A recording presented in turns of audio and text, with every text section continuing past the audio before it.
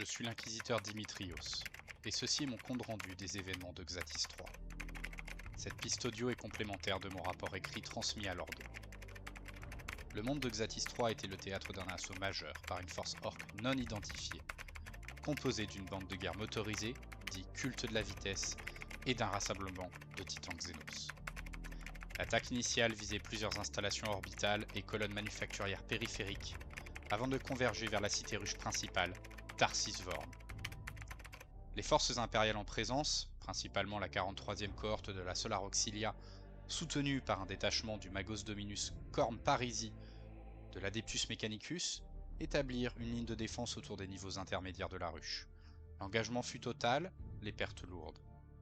Cependant, j'ai remarqué plusieurs anomalies stratégiques et xénopolitiques dans les rapports des forces en présence.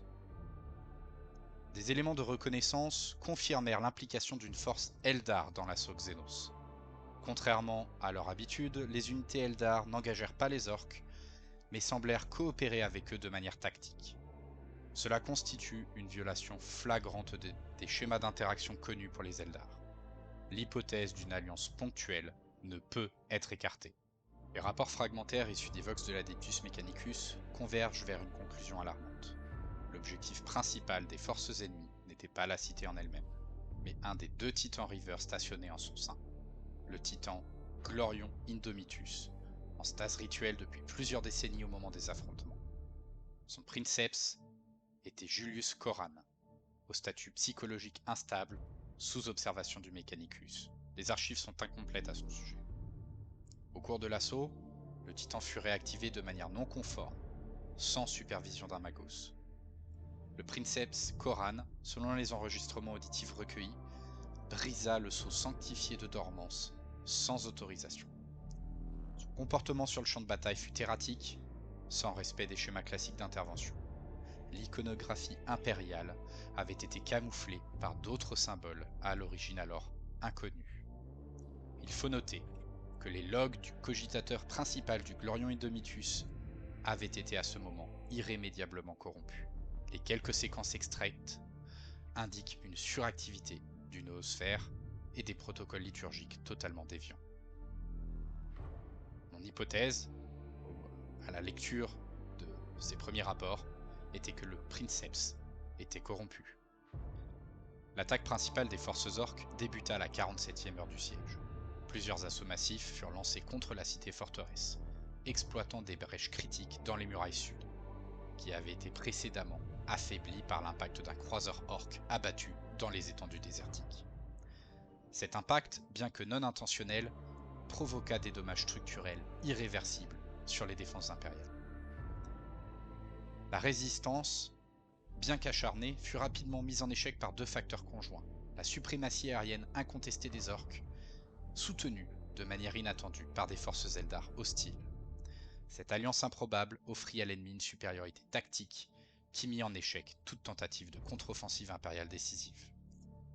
L'Adeptus Mechanicus mobilisa plusieurs manipules de chevaliers impériaux, appuyés par des titans Warhound dans le but de briser l'encerclement. Et malgré une discipline exemplaire, aucune percée significative ne fut obtenue. Le front se stabilisa dans une impasse sanglante, laissant présager une égalité stratégique. Les pertes furent particulièrement sévères au sein de la Solar Auxilia. Leurs super lourds, conçus pour les grandes plaines de guerre, furent confinés dans les rues étroites de la cité.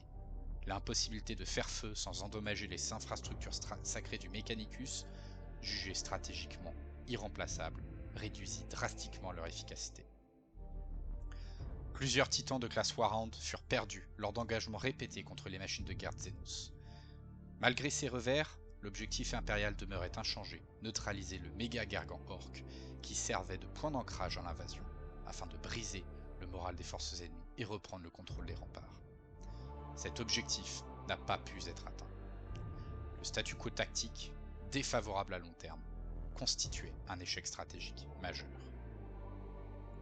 Au cours de l'affrontement, le Titan River Glorion Indomitus participa activement à la défense de la cité, mais plusieurs rapports s'accordent sur le fait que des litanies hérétiques furent entendues sur les différents canaux Vox issus du Titan.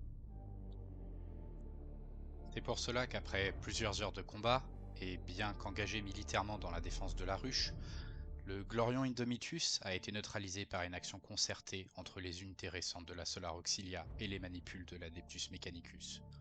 Le sacrifice de plusieurs escouades a permis d'implanter des charges à l'intérieur du réacteur principal. La destruction du Titan a précipité le repli des forces Eldar puis des forces Orques, permettant de sécuriser la cité ruche Tarsis-Vorn, bien que gravement endommagée. La coordination entre Eldar et Orques pourrait s'expliquer par un objectif commun de neutralisation d'un Titan contaminé par le Warp. Cette hypothèse, bien qu'inacceptable du point de vue doctrinal, mérite considération tactique. J'ai fait part de mes recommandations inquisitoriales dans mon rapport écrit.